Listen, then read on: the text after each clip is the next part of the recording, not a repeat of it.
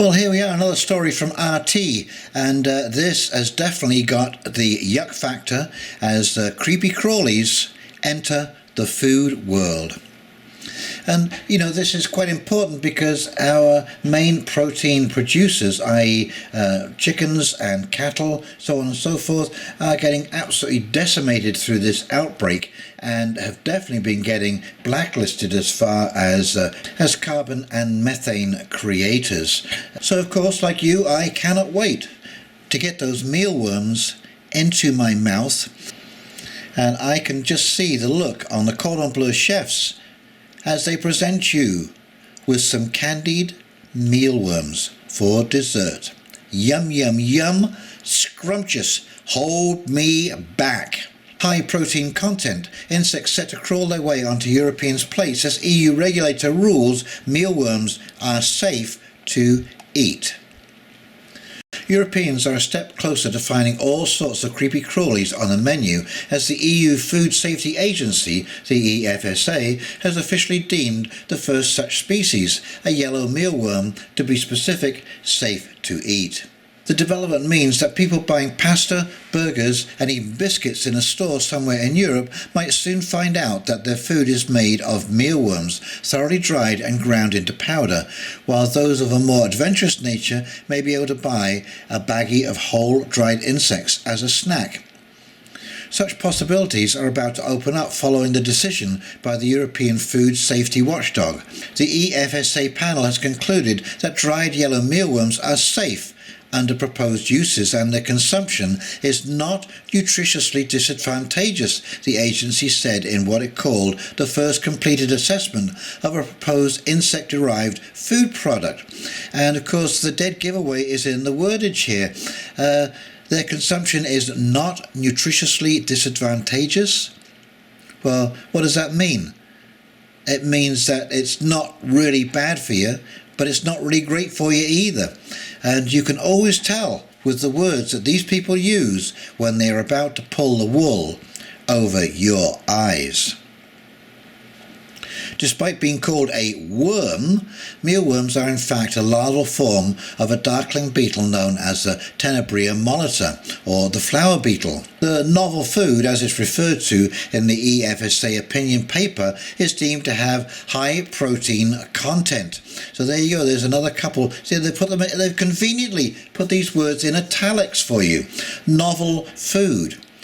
Well, I don't like eating novel food.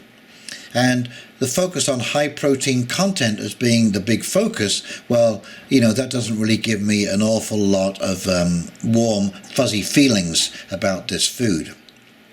However, it might not be an appropriate snack for everyone, with the agency warning that those suffering from allergies to crustaceans and dust mites, are you kidding me? Could suffer adverse reactions. Okay, well, I'll bear that in mind. The decision marks another step by the EU towards making insect-based menus a reality across the bloc. Back in 2018, the Union updated its legislation to make it easier for all sorts of innovative, there you go, another word, innovative firms to get into the European market by obtaining approval from the EU regulator. Any company which satisfies the conditions and labelling requirements set by the European Food Safety Authority can now sell an authorised product.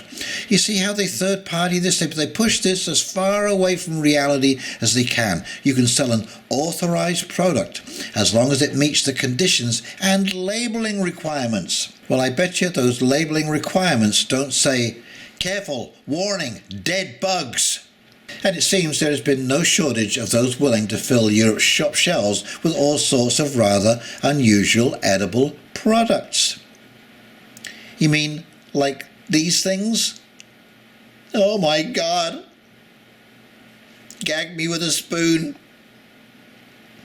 According to media reports in December, the EFSA received more innovative food applications after 2018, when the legislation came into force, than over the previous 14 years. The agency received 156 requests since January 2018, compared to just 90 between 2003 and 2017. The list includes unorthodox products ranging from algae, mushroom powder, and some miracle berries from West Africa to various insect species. Some experts cited by the EFSA see a move towards insect-based foods as a positive step for humanity, both financial and environmental. There are clear environmental and economic benefits if you substitute traditional sources of animal proteins with those that require less feed, produce less waste, and result in fewer greenhouse gas emissions, Mario Mazzocchi, an economic statistician and professor at the University of Bologna, said. Lower costs and price could enhance food security, and new demand will open economic opportunities too, but these could also affect existing sectors, the economist added. So again, this is code for this will put traditional farms out of business. Now, they may be citing lower waste and less emissions. However, when you start producing this stuff in the kind of tonnage that you would require, you're telling me that mealworms don't create waste? Of course they do. It's just, they will create mealworm-sized waste, and cows create cow-sized waste. But I bet you if you took all the mealworms that it would take to, have an equivalent to a cow, you'd probably have an equivalent amount of waste. These things are all scalable. And so, yes, they're small, but when you start adding it all up, I bet you that there is no net difference between these two forms of protein. It's just that beef tastes a hell of a lot better. Whether ordinary Europeans agree is another question, and insects may well prove not to be to everyone's taste. And get this, look at the way they phrase this. There are cognitive reasons derived from our social and cultural experiences.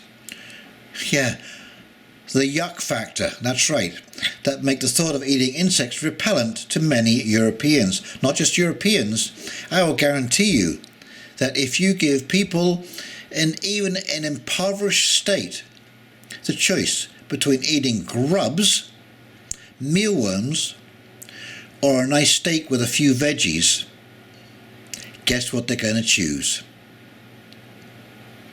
Ha ha ha, yeah, you're right. Same meal I would choose. Giovanni Sugari, a social and consumer researcher at the University of Parma, said while hoping that with some time and exposure, such attitudes can change. The UN declared insects, which are quite popular, snacks in other parts of the world, such as Asia, South America and Africa, where starvation is common, a healthy option quite some time ago. A 2013 report by the UN Food and Agriculture Organization said it would be a good way to combat food scarcity. Well, they're already doing that. In places where there are food scarcity, they're already eating bugs. So what are you suggesting, that there's going to be food scarcity in Europe and North America because you're killing all the chickens and the pigs? Really, how stupid can these people be? And I hope you like bugs, but I'd eat squirrel before I'd eat a bug, okay?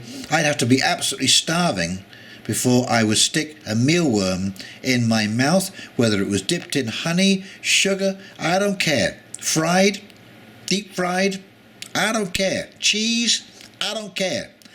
I ain't eating a bug. I don't know about you. Go right ahead. Knock yourself out. Okay, so if you enjoyed this rather creepy article, please like, comment and subscribe below. And in the meantime, this is Hound Dog Steve signing off, wishing you a very pleasant evening, and we'll talk very, very shortly. You take care now. See ya. Bye.